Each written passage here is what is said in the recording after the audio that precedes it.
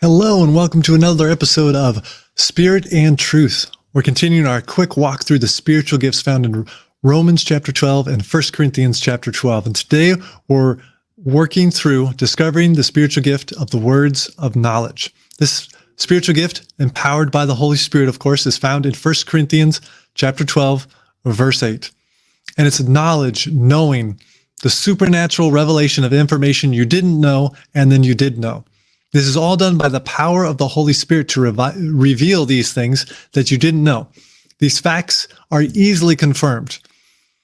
It's like the woman at the well that Jesus was talking to, and he said, the current man that you're married to is not your first husband. In fact, you've been married 5 times, and the one you're living with is not your husband.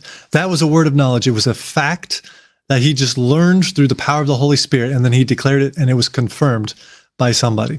And we see this a few different times in Jesus' ministry, and we see it often throughout the Gospels and the book of Acts. And it's still available to us, the gift of words of knowledge.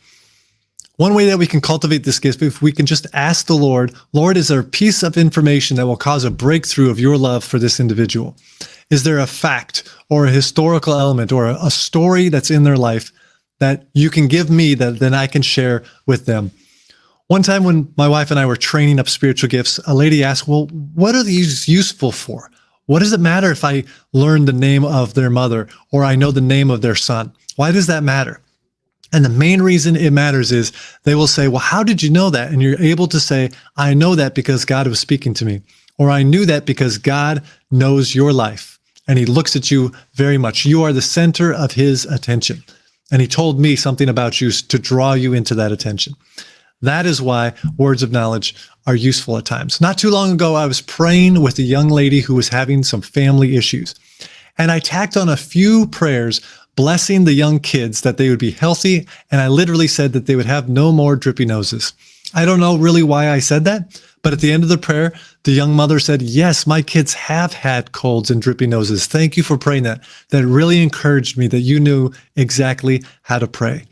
And so sometimes words of knowledge just bless people to know that God's speaking to them, but also that God's speaking about them to other people and that God enjoys their company and understands what's going on in their life, just like that young mother with small children with drippy noses.